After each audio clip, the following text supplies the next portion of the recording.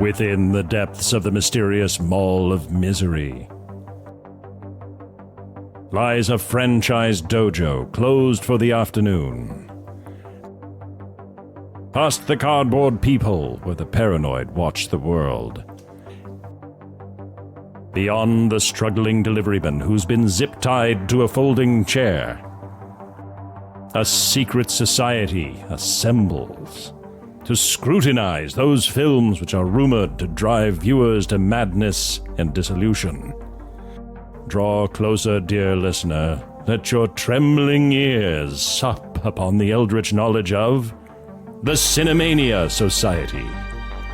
We the fellows of the lens palm do convene to judge if this offering cinema worthy of our esteem, or whether it should be cast down as worthless hokum.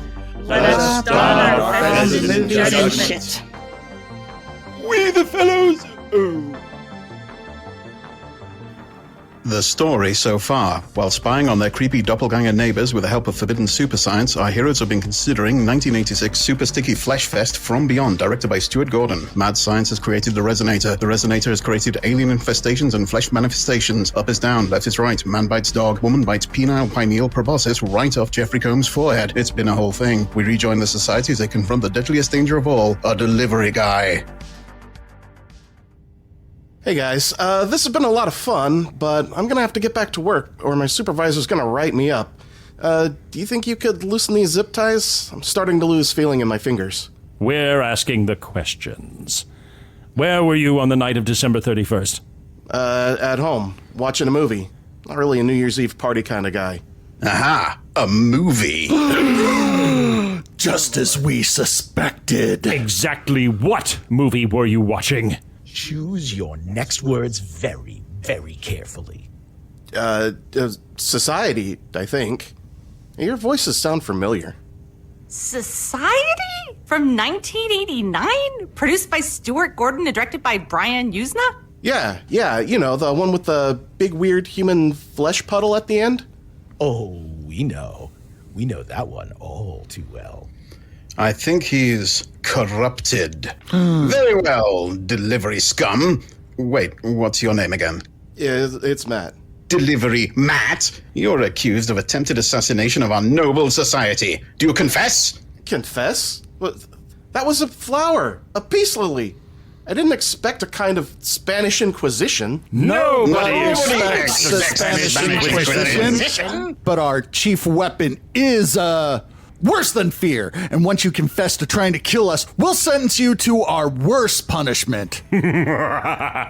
Making you watch every single Roger Corman film back to back. But that's more than 500 movies. That's cruel and unusual. He's going to sound like Wesley when Humperdinck set Rugen's machine up to 50. No punishment can be too harsh for someone trying to deliver a bomb to us. I'm sorry. I can't be party to this. I'm so sorry.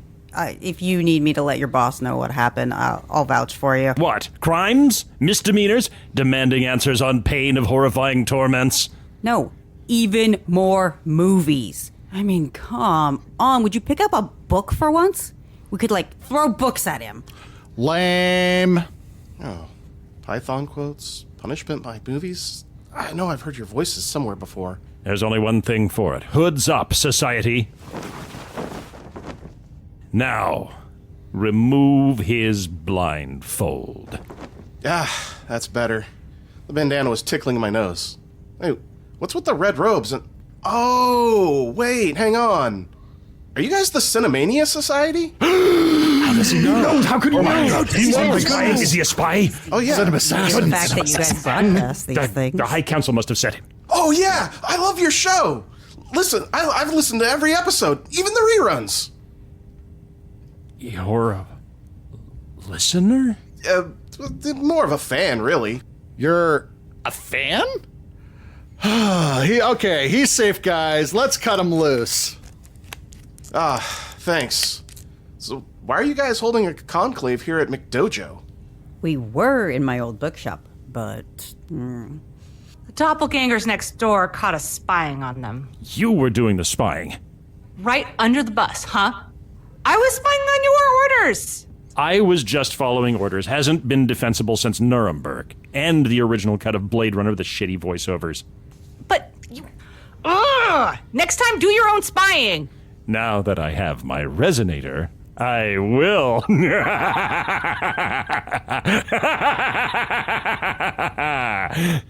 Doppelgangers.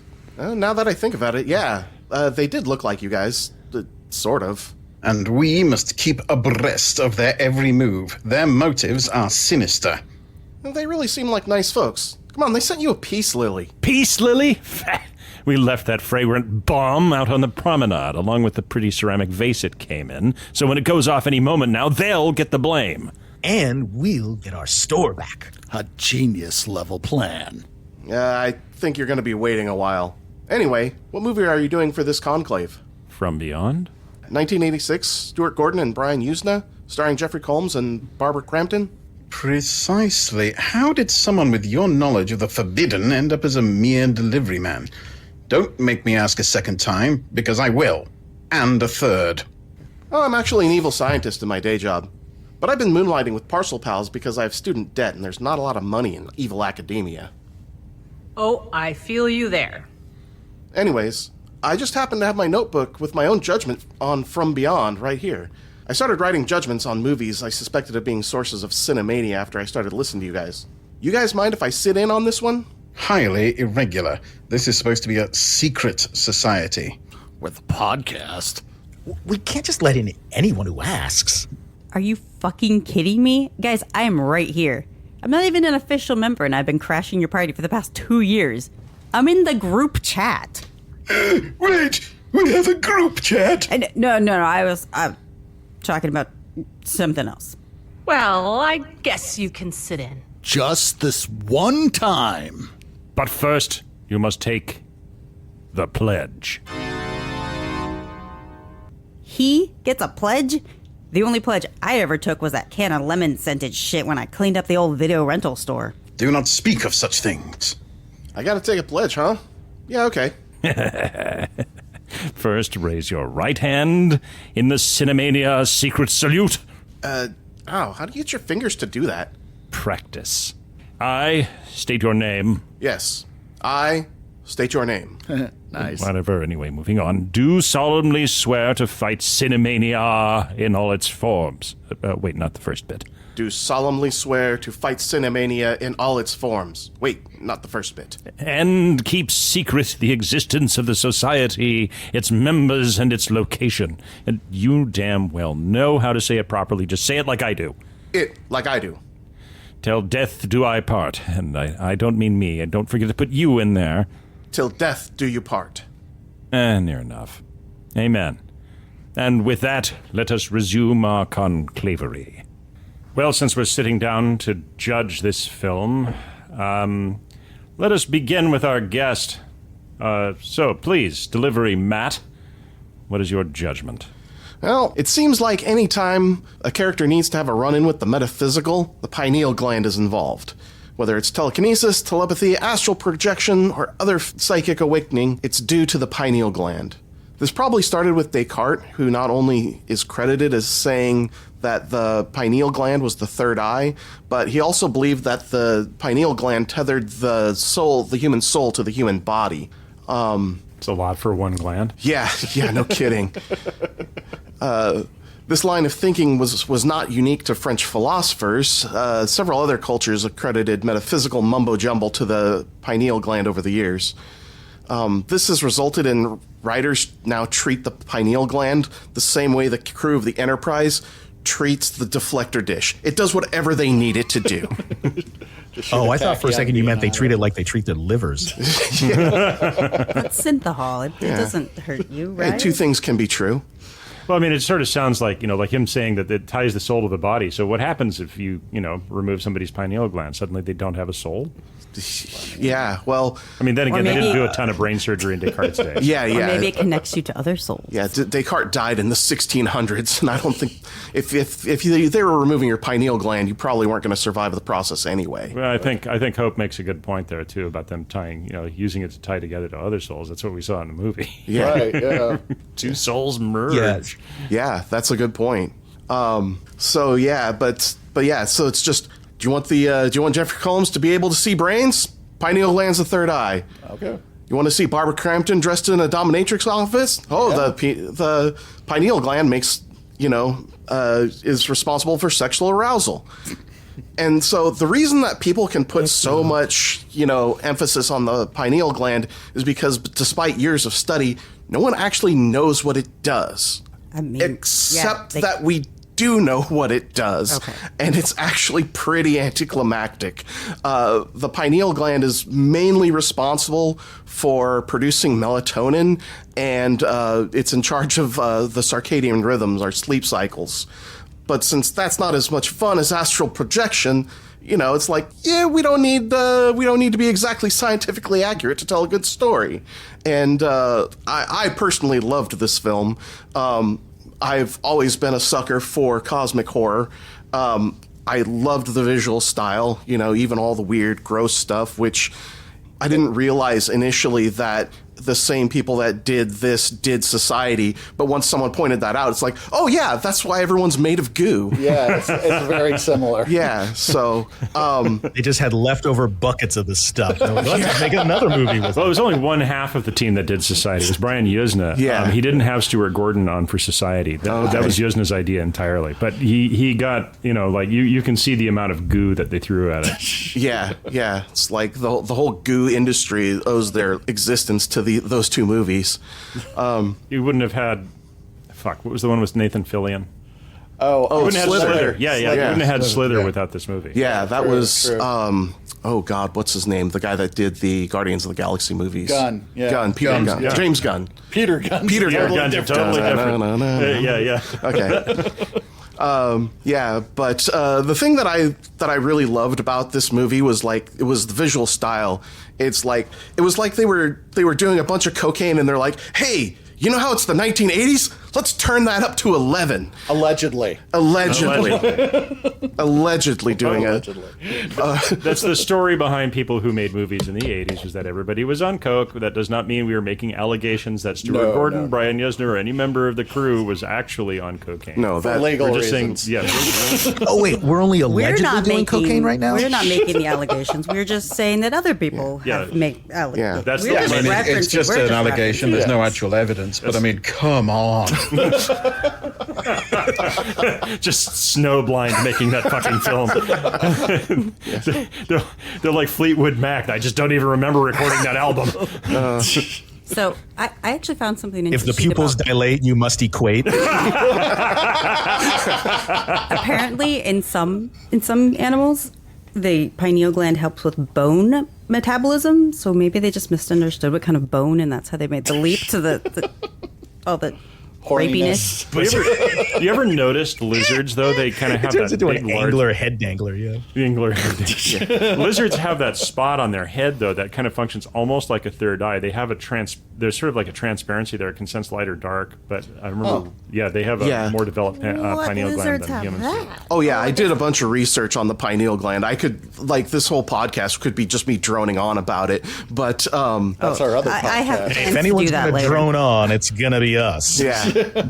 But Professor and we're going to rip this movie. It does also control, not control, but it is linked to menstrual cycles as well. And all the cycles. And if you mess with someone's sleep cycle too much, then their reproductive organs start doing weird stuff. Mostly the testicles and the ovaries will get larger or smaller. That makes sense, because one time I didn't sleep for about 36 hours and my pineal gland started coming out of my forehead. So. And then your balls swelled up to the size of watermelons? Well, no, that was just a pre-existing condition. Yeah. That just happens every fall. So then it's not covered by healthcare. Yeah. But getting back to the visual style, which it's really clear if anyone here likes synthwave as much as I do, that oh yeah, baby. This movie, us like synthwave. Yeah. What are you talking about? Yeah. Have you met Ethan? Have you listened to our pick on Vangelis? Yeah. But this movie definitely inspired a bunch of synthwave art with just so much, neon pinks and purples. And of course, any movie that's got Jeffrey Combs in it is automatically better. There's 2 levels of Jeffrey Combs, and it's the right amount and not enough.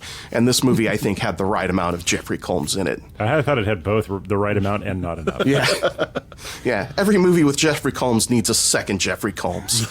I mean, hell, Deep Space Nine had, 4 Jeffrey Combs? I think there was an episode of Deep Space Nine that was just all Jeffrey Combs. Yes. Pretty much. Every single character. Yeah, the episode was titled Oops, All Jeffrey Combs. I barely recognized him without heavy prosthesis. Cisco pulls off his face mask. I was Jeffrey Combs the whole time. And then Kira, and then Odo, and then everyone. Yeah, but so I really hope that someone in Hollywood listens to our podcast and says, hey, our viewers, they want more H.P. Lovecraft. And more Jeffrey Combs. And more Jeffrey Combs. Well, if we'd been lucky, I have a friend who actually, Liesl Hansen, did theater, did Reanimator the musical, directed by Stuart Gordon shortly before Stuart Gordon died. So she had the pleasure of working with and knowing him. So maybe we can get Liesl on as a guest who can tell us a little bit about work. She's an actress as well. She's been in stuff, and she's been on Reels of Justice in their early days too. So we can probably have Liesl on as a guest. Yeah, that musical is what killed Stuart Gordon. Oh, really? I wouldn't say that. Allegedly. Allegedly. Well, they just reanimated him so he could finish the show. Are we good? Well, we should get this Jeffrey does have Combs to be a on here. judgment, doesn't it? Unless one of us is judgment. already. Yes. Oh, this movie is guilty as hell. All right. All right. Well, I have to say, I am incredibly impressed delivering Matt. I had no reason to expect that you would be able to deliver a judgment as competently and as credibly as the rest of this society. I think we might be able to have you back, possibly. I got more deliveries to make, so just order something. We'll But have the to zip study. ties stay on. Yeah. That's part of the pledge. Okay. Very well. And then the beating.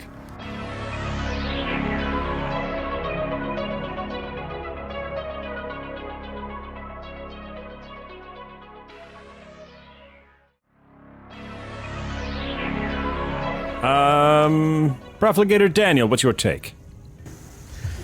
Well, I think this movie is interesting. The content is classic 1980s sexual schlock fest, gross, you name it. But there are elements of the production, like from a very technical sense, it's not bad, right? The acting isn't totally deadpan flat. It's ham-handed, but where it should be ham-handed. The effects are often better than they deserve to be. So even down to the opening credits, right, which just blast you in the face with neon pink. It's so much that once they're done, like my eyes were just blown out. I could barely even make out the proper color balance for the rest of the film. Right. And I personally think that is a clear sign that even though the actors should have just been making another really crappy, low-budget Brian Usna style, like 80s horror film, they were giving it their all. So was the production crew. There's even halfway decent cinematography in some spots. I really think that's a sign that the entire cast and crew was infected by Cinemania to give it their all that way, as if they were trying to convince people of how important it is to see the world from beyond. And that is a dangerous concept.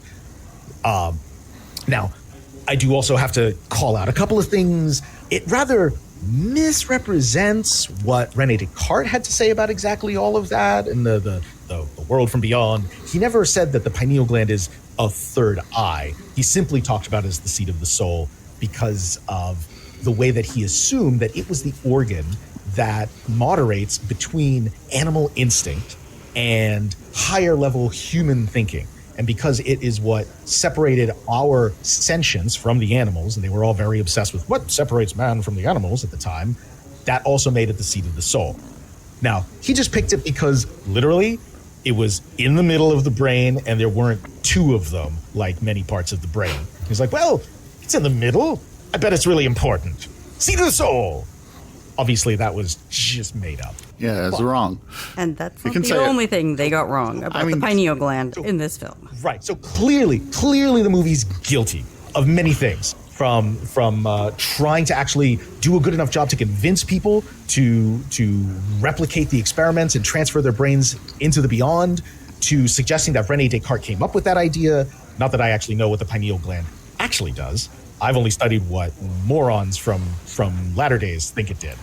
So yeah, definitely guilty. Does somebody actually know what the pineal gland is? Ooh, ooh, ooh, ooh. You may proceed, no, I don't think Auntie anybody Hope. does. No, Yes. no one, no one ever. No, you may proceed, Auntie Hope. I know the basics of what it does. And like Matt touched on earlier, its main purpose that we know of is to regulate your circadian rhythms, your daily cycle of waking and sleeping. It brings in serotonin and creates melatonin, which helps you sleep. It starts in the evening, like the change of light triggers it. Darkness triggers your pineal gland to start making melatonin to start helping you go to sleep. And light. So you're saying like best way for me to cure my chronic insomnia is I just need to be eating people's pineal gland? I mean, you could try it. I don't think eating a pineal gland just like that automatically makes your pineal gland bigger. I think, so what you're saying, I think if I understand correctly, is that instead of making him indescribably horny, he should have just gotten really sleepy? Yeah, you should have just passed the fuck out. The really big pineal gland would have just made him so inaccuracy sleepy. of this movie. And to be fair, there are several scenes of napping. Yeah, true. Yeah, fair point. Right. And then light He triggers. is able to sleep through what's her bucket, like grinding on top of him in that BDSM. Barbara which was Crampton, also Crampton, not yeah. consensual. Jesus, she's Oh, yeah, no, this she's movie like does 2 not steps from having her license revoked. It's Or not, 2 steps beyond. Yeah, 2 steps from getting your license revoked. What What does she have to do? From beyond the ethical boundaries. Right? Jesus. From beyond Christ. the HIPAA violation. It doesn't surprise me that Descartes got that wrong. You know, when Rene Descartes was a drunken fart, you know, his whole "I drink, therefore I am." Well, it's just a matter of putting Descartes before the horse. Yeah. Or the panel van in this case. And everybody knows that every PhD gets one under the sheet handy as a freebie. Right? I mean, how else are you going to get postdocs? That's how postdocs are made. Oh, yeah. Hope, please save us. Just need a second. I can't save you now. Did he explain the academic birds and bees to you? So anyways, yeah, it also, when your brain reacts to light and stops producing melatonin and you wake up. That's why looking at your phone when you should be sleeping messes with your sleep cycles, because it's too much light to your brain, or you're getting these signals and it's telling your brain, oh, daytime, no more melatonin, don't go to sleep. Yeah, so, but I mean, that's... It's not because I was watching From Beyond on my phone. I mean, it didn't help. Wait, so you're saying that our Wi-Fi routers are basically mini resonators? Oh, Lord, please don't go down that rabbit hole. No, she's not saying Do not that. go down the rabbit hole. She's not saying that. Someone please take away his internet access and books and VHS tapes. So that was guilty, right, Daniel? Oh, Lord. Well, Daniel already said guilty. Declared it guilty. We're on Hope now. Oh, boy. Yeah. All right. You know how much I hate when they get the science wrong. It's not even that difficult. This is a gland we know about. And do you know why it's named the pineal gland? Because it's shaped It's full of like pie. because it's shaped like a pine cone. That is literally why it's named that. What the fuck? That's what Wikipedia told me. So I mean, it could be wrong, but I'm pretty sure. I mean, It's pretty funny. So your judgment? Yeah. Obviously, it's guilty. Obviously. I mean, if for nothing else than getting you down all these rabbit holes and... Suspicion is enough to convict. All right, scrutinizer Zachariah. you know, we've talked a lot about some of the great 80s actors that were in this, like Barbara Crampton and Jeffrey Combs, but I would like to take a moment to talk about a American treasure that is Ken Foree. Yeah, he was fantastic. One of the things I remember about him specifically is in Dawn of the Dead. And one of the things I remember about Dawn of the Dead is how he was introduced. you know, everything's going to hell. There's this plot of like a couple cops and a news reporter are going to get a helicopter and fly off, and they're having trouble getting out of there. And out of the shadows of like these cops getting into this giant gunfight is this 6'5" huge man in like a riot gear and stuff, and comes out and blows everybody away, and he takes off his mask, and it's freaking Ken Foree, you know? And he's just like got this really intimidating but really charismatic presence. And the thing that I wasn't expecting is he steps in as the hero of the piece. And that, except in like blaxploitation film and stuff, wasn't that common back then. And he wasn't just shown to be heroic. He was heroic. And his career has been very much shown as a very positive black role model in film. And to my knowledge, he really didn't do much blaxploitation. In fact, I believe he only started acting like about a year before he started Dawn of the Dead. So, and even his character going back to From Beyond, you know, of, you know, Bubba Roundtree and stuff like that, it could have been played as a real caricature, real racist trope, but he didn't. He gave the character so much personality that he just oozes that. I really loved it. And honestly, when he got killed off in the movie, I lost a lot of interest because I was just like, oh, now I'm just stuck with these two boring white people. You know? In several films that we've watched lately, these pro football players turned actors have been really great. Wasn't there one in I don't think he really was a pro football player. No, I don't think he actually was. His character was a former pro football player. Yeah. I don't think Ken Foree was himself. Oh, well, what we were watching... He just played it so well you thought he really was. Yeah. Oh, okay. In Ice Pirates, we had a former pro football player, right? That was... And there was somebody else. The guy who played Sloth from the Goonies. Yeah. John Matuzak. Yeah, Matuzak. Yeah. Matuz. Yeah. But yeah, he was 6'5". He could have played ball. And then I always think of like Terry Crews. Oh, yeah, Terry Crews. Football players turned actors. I mean, they get a double thumbs up from Dick me. Buttkiss. I don't know if he ever really did much acting, but yeah. With a name like that, you have to.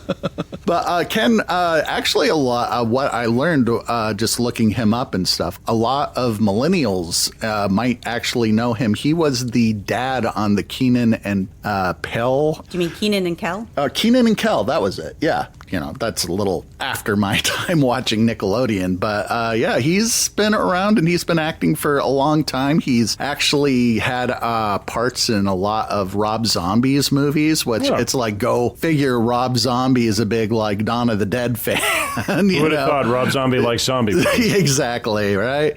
But due to his just... What do you call it? His charisma? No, I was just thinking, just due to his just body of work, him being in this movie along with Jeffrey Combs and Barbara Crampton, that alone, before we get into all the tentacle hentai and Lovecraftian body horror and buckets of KY jelly, that alone would have made this movie guilty. But on top of it, like we said, we have a whole new category of body horror from Beyond. And yes, that is my judgment. This is guilty. But yeah, no, put Ken Foree in anything and I'll watch it. Excellent. Verifier Andy, what is your judgment? Wait. So did you say it's guilty? Oh, yeah, it's guilty. It's guilty like a mofo. Faux show. Verifier Andy, proceed. Well, I'd never seen this film until we came to judge it. And I like this kind of movie. I was surprised I'd not heard of it before. It never really broke through in the way that Reanimator did and a lot of those schlocky 80s meat fests did. And I think it comes down to one thing that kind of scuppers this movie in an odd way. It's the house. 666 Benevolent Street, the house of Dr. Pretorius. The house? Now, clearly, yeah, the house. And I'll tell you for why. They clearly didn't have a huge amount of money. You can see where they had to put the money in and where they didn't really have enough to explore what they wanted to. But the one thing they did have was this house. They've clearly found some old colonial-era mansion, and somehow they've got the right to use it for a while. So they've thought to themselves, we've got this one really good location. We're really going to use it a lot, and it becomes a bit of a millstone around this film's neck. There's two separate scenes where people are having a lovely spot of dinner in the kitchen to think about what to do next. They sleep over for no reason that makes any sense, and there's these long shots going through all these corridors filled bizarrely with colonial era southern artifacts, all of these old flags and sort of the South will rise again memorabilia everywhere that make no sense for the film. But they've fallen in love with their location, and they've thought, we've got this great place, we're going to spend as much time here as we possibly can. And to my mind, that sets off the pacing a little bit. This film is too long where it should have been snappy, and it's too snappy in scenes that should have gone longer, and it just gives it a weird atmosphere that it wasn't going for, weird in the wrong way. And it all comes down to the house. If they had been forced to use sets, for example, or a location that they'd had to hide with cunning shadowing because it was a bit shit, I think the film would actually have done better and been a lot better quality for it. The house is both an awesome location and also a problem because it's not quite right for what they're doing. And that's why this film, I believe, never reached the great audience that it could have done if it had gone balls out in a different way and the weirdness had been allowed to fly its freak flagellations a bit further. For this reason, this film is weird, but weird wrong, and I must judge it completely guilty of Cinemania. You know, I actually... The film is housebound? I actually hear what you're saying there. I've worked, and Ethan has too. I've worked on a shoot where we had a location that was like a house, and one of the reasons they got it, I mean, it was in the middle of suburbia, and we used the hell out of that location. I mean, even people were like sleeping there. There was like editing suites and stuff upstairs. So yeah, you can like just kind of get locked into a location that just can make and break the film. So I think you're onto something there, actually. It's got a creepy vibe, but the wrong kind of creepy. Yeah, it's yeah. more sort of, Ghosts of a Kentucky Colonel creepy. And there's also... From beyond the infinite creepy. I also feel like the outside of the house and the inside of the house don't really match very well. There's a reason for that, but we'll get to that when we get to mine. And since I'm going to have the last word...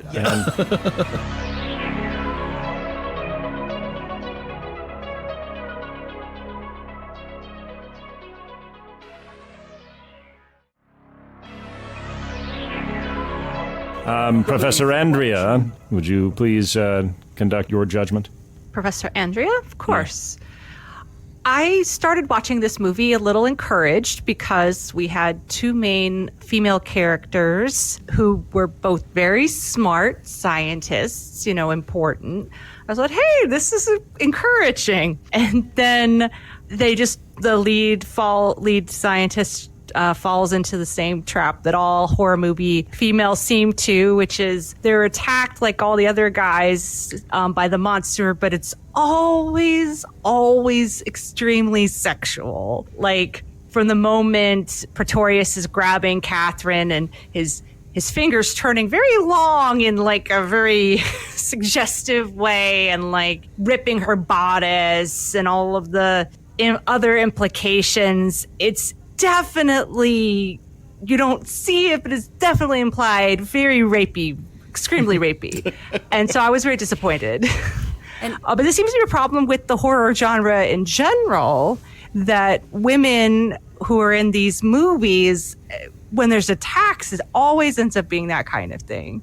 So I would say because this movie got my hopes up and then it dashed them, I declare it guilty. And I have to agree with you on some of this too. Like, it looked like we were going to have these two wonderful professional scientific women, and they both turned out to be extremely unprofessional and emotional, and it was Straight to the electroshock every time. Yeah. I just want to offer a couple of points to consider along that, related to that, because I was thinking about it too, kind of through a feminist lens. So one thing I want to point out that stood out to me is how From Beyond really seems like it is intentionally inverting the power dynamic that appeared in Reanimator, which I know we didn't really talk about Reanimator much, but in that That's one, true, yeah. but in this one, Crampton is the one who plays the mad young doctor pushing boundaries, while Combs is playing the part of the vulnerable co-ed calling for restraint. Right. So that I'm just pointing that out there. That if you haven't seen Reanimator, you don't realize that, but it's also something that may not necessarily be apparent on the first watch through either, because you're just so knocked over by like all of the weird sex monsters from Dimension 9, and all of the KY jelly and the phallic fingers and all that. I mean, there's a lot. There's a lot. So I wouldn't blame if people didn't notice that, but really the power dynamic is inverted, and it's the young woman who has the power and is pushing past boundaries. Right. Now, the other point that I want to point out here too is that in the research I was doing historically on this film, Stuart Gordon really had to push against studio execs who objected to casting Barbara Crampton as Catherine McMichaels because they thought she was, and I'm quoting here, too young to be believable as a psychologist. Oh, really? Which she was, 27 or 28 years old at the time? Nobody would have batted a fucking eye had McMichaels been some male wunderkind. Just want to point that out. Right. So, yes, absolutely hearing what you're saying. I wanted to throw that out for consideration to think about, as a redeeming point behind it. I'd just like to say, as a feminist, that I have nothing to add on this point. I'm listening. When you also hope, and Andrea, both when you mentioned about the professional Dr. Block, right? Yeah. That's, as I think I mentioned earlier, that's Carolyn Purdy Gordon. That's Stuart Gordon's wife. Oh, yeah. And even though she's one of the primary antagonists, she is still a woman in a strong position of authority. She's that hospital's chief of medicine. Right. And that is not even common now. That's my point. Yeah. Yeah. Well, it's like that brain teaser they used to tell. The man and his son get into an accident, and they go to the hospital. The ambulance takes them to the hospital, and the surgeon comes out and says, "I can't operate on this child. It's my son. He's my son." And everyone's like, "Well, how can that be?" I'm like, "Oh, the surgeon was his mom." Right. And that was like a plot twist at some point. Yeah. Right. But recently I heard that told to a kid, and they're like, "Oh, the surgeon was his other dad." Well, the other thing I want you to think about is the fact that she refuses in this role, like she's in a dominant role, but she's totally non-sexual. There is nothing sexual about Dr. Block in any of her interactions with anybody. Catherine McMichaels, Barbara Crampton's character, absolutely. Oh, yeah. Right. But Dr. Block, there's nothing sexual about her at all. She's very professional. She also refuses to fulfill the other role that sexism demands, which is that of the mother nurturer. She's not mothery. She's not nurtury. She refuses to fulfill either of those roles. She voices serious and totally reasonable concerns about her colleagues' professional conduct and isn't shy about expressing those concerns strongly. And she's even seen vehemently and rationally pushing back against a male authority, which is the chief inspector of police and one of the most powerful roles in society, both then and now. She is not backing down in the face of this male cop telling her, "You ought to do it this way." I will say one problem I find with the character, though, going around those tropes is they do play up Dr. Block's supposedly really jealous of Barbara Crampton's character. I don't see that at all. Yeah, and to the point where, like, when she finally does, like, fall from grace, she has no problem with, like, shoving her right into the electroshock therapy to essentially fry her brain and, saying all this, like, "Yeah, your father was a lunatic too," and coming off as very, Yeah, she does have a break of professional decorum. Absolutely, yes, I will give you that. But well, we're the only two women in this cinematic universe, so obviously we hate each other. It really fell into that. I felt perfect. It isn't perfect. I just wanted Professor Andrea, let me just check. I think what you were trying to get at, or my sense of from what you were saying, is like it starts off strong. No, it absolutely starts strong. The disappointment for me is the way McDaniels, or whatever her name is, the the second Barbara Crampton's character. Catherine McMichael. The way she just has like this total fall. I mean, Yeah. it's not just even just the scenes with the monster. I mean, the whole BDSM thing. It's just like, I'm like, really? Come on, movie. Yeah. That's what I mean. All I'm saying here is that It from does come ultimately to the same sexist tropes that a lot of these films have. Exactly. Yeah. Dr. Crampton, then in the rivalry between the two of them. Yeah. Right. Like Hope was. So it does start off strong. But then Yeah. No, it starts incredibly strong, which is why it's such a letdown. Yeah. Well, the way it ends. I guess what I'm getting at is you should grade this movie on a curve because it does have some examples of feminism into it, but it has really strongly misogynistic elements. But again, because of the genre that it is, mid-'80s exploitation horror, it juxtaposes elements, that are out of character for both the era and genre and how feminist they are. But they get kind of buried under all the semi and non-consensual sexy times and body horror and ooze and it's what I'm saying is it's not as vile as a lot of its contemporaries, and you should grade it on a curve. That's all I'm saying. I suppose I'd have to grant it not that, perfect, but but it it still could does have not been save worse. it from Cinemania. Fair. it is vile as really vile on so many other ways. So, it's still there. It is still definitely a vile movie, and I applaud it for that. And because of all of that, I must find this film guilty. Cinquisitor Ethan, your judgment.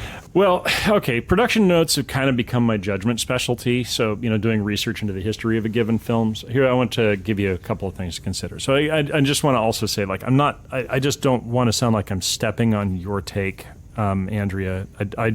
These are some things that came up in my research of the film, and I was like, oh yeah, this will be kind of cool if somebody, like. It's okay, Cinquisitor Ethan. I know you're a feminist. Thank you. Well, all right. So, From Beyond is an American-Italian co-production in the grand tradition of low-budget, freaky-as-fuck cinema from the 80s. Oh, that explains a lot. Yeah. So you were wondering where they shot it. They shot it just outside Rome on a soundstage originally constructed by Dino De Laurentiis, but one that had been seized for tax reasons. And the reason they shot it. Oh my God! Every single one of these just keeps adding to the on-brandness of this being an Italian production. Oh yeah. Well, the reason they shot it there was for financial reasons, and Stuart Gordon is reported to have said that by making the film in Italy, it held costs down to about $2.5 million US. But if he'd made it in the United States, production would have been more like $15 million. So like almost the Ghostbusters. Right. Shooting abroad allowed him to produce a second film concurrently with From Beyond, which was another goofball horror feature called Dolls. Oh, I've seen that. Yeah. So DGA would like a word with Stuart Gordon. You're not supposed to direct two films at the same time. That is a big union no-no. Right. Even though Steven Spielberg fucking did it with E.T. and Poltergeist. He just had the sense to have a sock puppet director credited for one of those so he could keep his DGA card. Why? Why is that a no-no? You're supposed to dedicate yourself to direct one feature film at a time. You're not supposed to. Yeah. Okay. It has to. It's like me saying I'm teaching two classes. Yeah, at the same time. it's You a can't- big you can't union focus. no-no, and it's supposed to keep directors from being exploited by studios. Gotcha. Anyway, so incidentally, I also want to throw this out.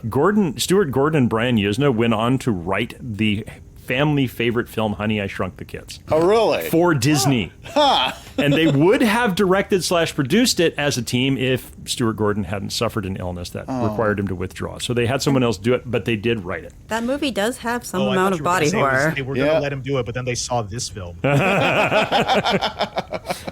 Also, as I mentioned, this is the second of Stuart Gordon's H.P. Lovecraft adaptations, the first three of which, so Reanimator, From Beyond, and Castle Freak, all featured both Barbara Crampton and Jeffrey Combs. Castle Freak. Yes. Oh my God, that movie. And while From Beyond is definitely not as gory and as blood-spattered as Reanimator, it ups the stakes for the really gooey weirdness and freaky sexy times, which I find particularly funny because Lovecraft reputedly suffered from coitophobia, which is a fear of sexual intercourse. Oh, well, that is. Which totally on brand for H.P. Lovecraft. That dude is terrified of fucking everything, even basic human needs. Right. I don't he was terrified of fucking anything. Yeah, I don't think there's anything that he did like.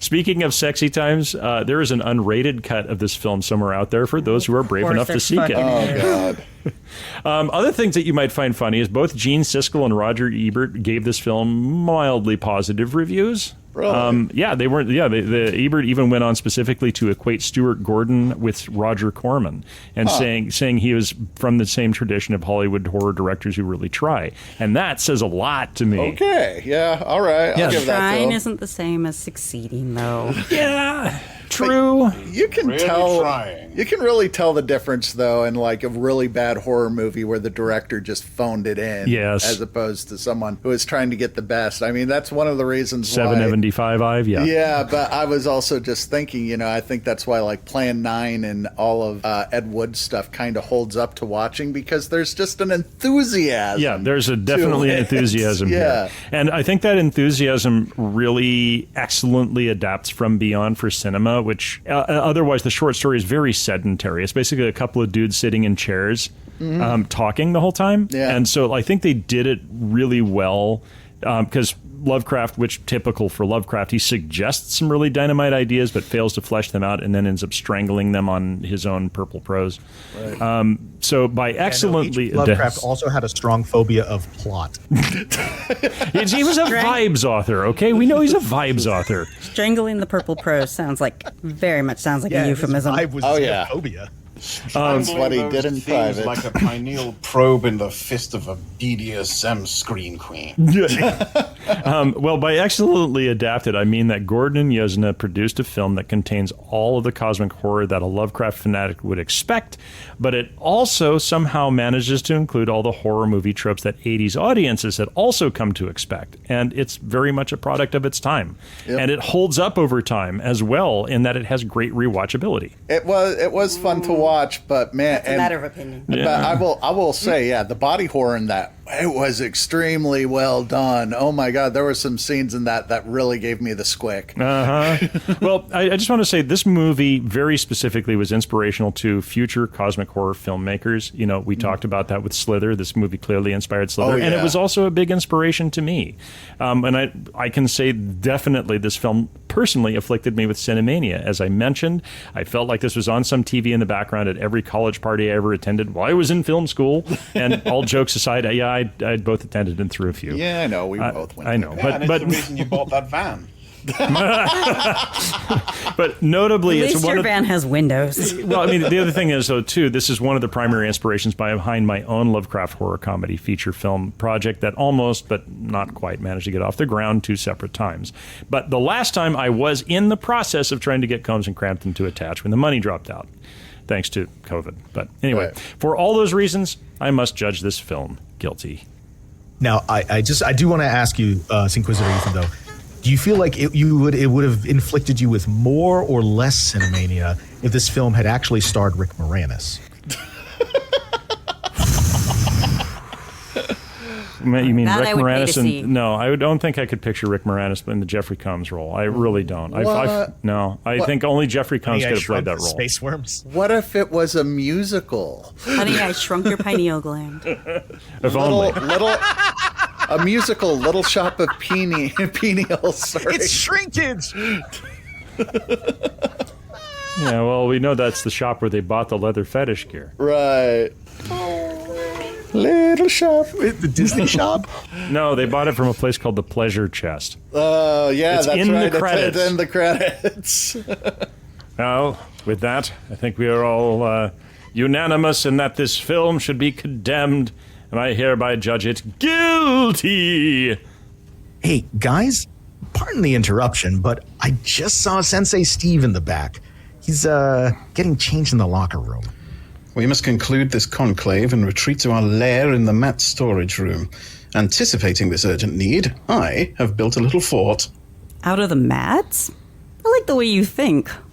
I'm not going to leave that cardboard duck blind in the windows. Sensei Steve wouldn't like that. I don't like that, and I was the one using it. Yeah, Sensei Steve says always leave the McDojo clean enough that it can be turned into a fast service restaurant for tax purposes. He's so full of these great lessons. I'm learning so much. And on that subject, what did we even learn from this movie? Isn't it obvious? Sorry, I know this is not what you were expecting at all, but I just don't get it. Look, it's a simple story. Girl meets boys and joins them in a windowless panel van to visit a second location. Boy discovers sex dungeon, girl discovers the joys of resonating, and no one thinks it's weird to strip down to skivvies and take a nap.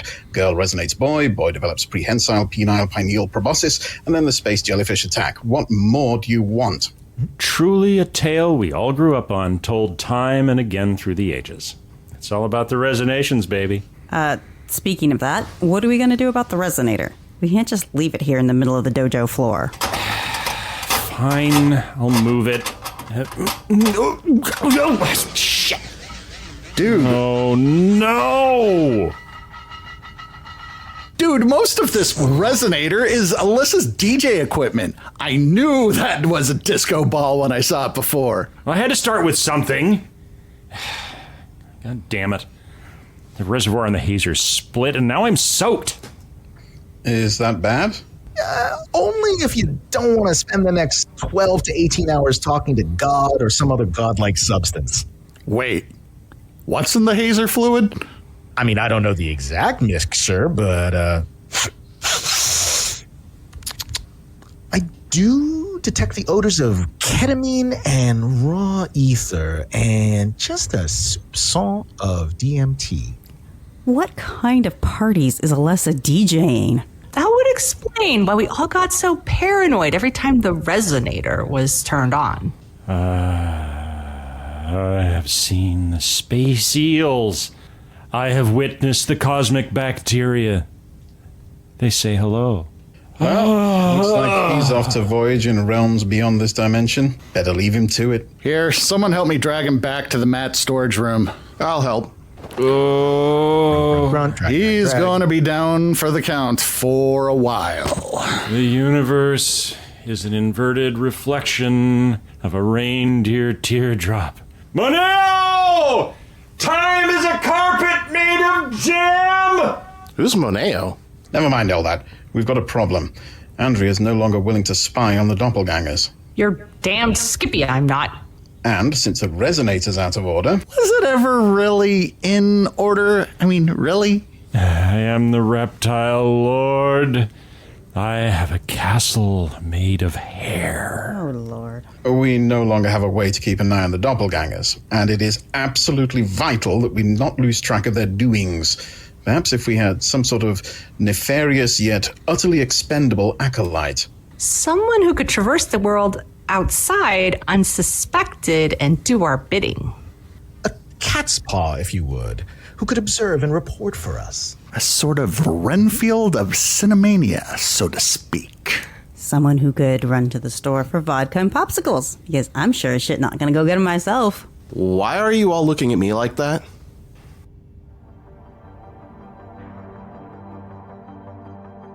The Cinemania Society was written, produced, and performed by Ethan Ireland, Andy Slack, Daniel Scribner, Hope Bravo, Andrea Palladino, and Zachariah Burks. Featuring special guest Matt Dahlberg. Editing and sound design by Ethan Ireland. Music by Carl Casey at White Bat Audio. Incidental music and sound effects courtesy of Epidemic Sound. The Cinemania Society is a work of fiction. Unless otherwise indicated, all the names, characters, businesses, places, events, and incidents appearing in this audio play are either the product of the author's imagination or are used in a fictitious manner. Any resemblance to actual persons, living, dead, or living dead, or actual events is purely coincidental and or part of a work of parody that should not be construed as making statements or allegations of actual fact. All celebrity voices are impersonated, unless otherwise stated. The Cinemania Society is available on social media. You can reach us on Facebook, Instagram, or Blue Sky, and our Reddit feed is at r/The Cinemania Society, or you can just email us at thecinemaniasociety.gmail.com. You, yes, you listening right now, please take a second to drop us a line at any of those places, but particularly at Gmail, because not only are we dying for an excuse to do a listener mail episode, we'd genuinely love to hear from you.